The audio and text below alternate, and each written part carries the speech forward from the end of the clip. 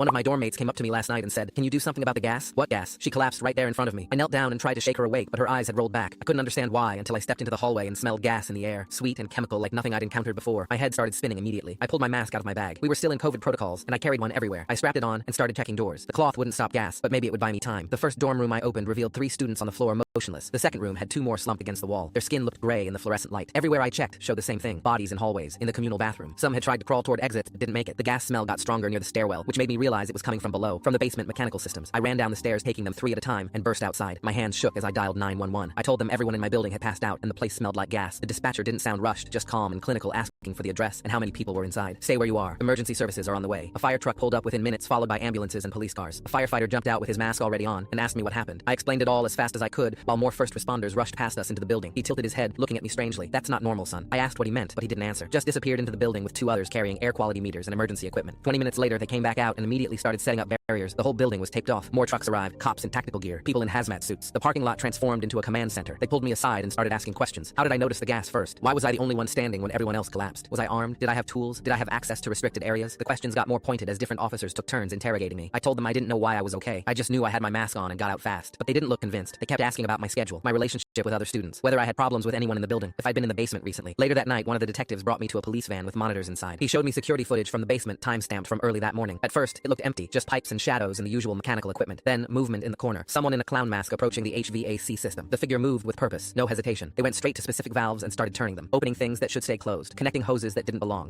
The detective froze the frame, showing the mask clearly. White face, red nose, grotesque smile. "This wasn't an accident," he said. "It was deliberate." I asked if they knew who it was or why someone would do this. He didn't answer, just rewound the footage and pressed play again. This time he zoomed in on a different angle. The clown figure turned toward the camera for half a second while adjusting something on their belt. A ring of keys was visible. The detective's eyes flicked back to me. "Funny thing is," he said, "they didn't break in. Whoever this is, they had a key." The weight of that statement hung between us. I worked maintenance for the university. My job gave me access to every building on campus, including master keys for emergencies. The interrogation suddenly felt less like witness questioning and more like suspect evaluation. He pulled up another screen showing keycard access logs. My name appeared multiple times over the past month. All legitimate entries for scheduled maintenance, but suspicious in this new context. The detective asked me to account for each visit, asked if anyone could verify my whereabouts this morning. I explained that several people had master keys, but the list was short and they'd be checking everyone. The detective made notes without commenting. His partner arrived with evidence bags containing the gas canisters they'd found in the basement. Industrial grade, not something you'd buy at a hardware store. They kept me there for 3 more hours, going over the footage, comparing body types, asking about my knowledge of HVAC systems. By the end, they had enough circumstantial evidence to be suspicious, but nothing concrete. The detective finally let me leave, but made it clear I shouldn't go far. As I walked to my car, he called out one more thing. 37 students are in the hospital, 4 in critical condition. If any of them don't make it, this becomes attempted murder. Full story on channel, linked below.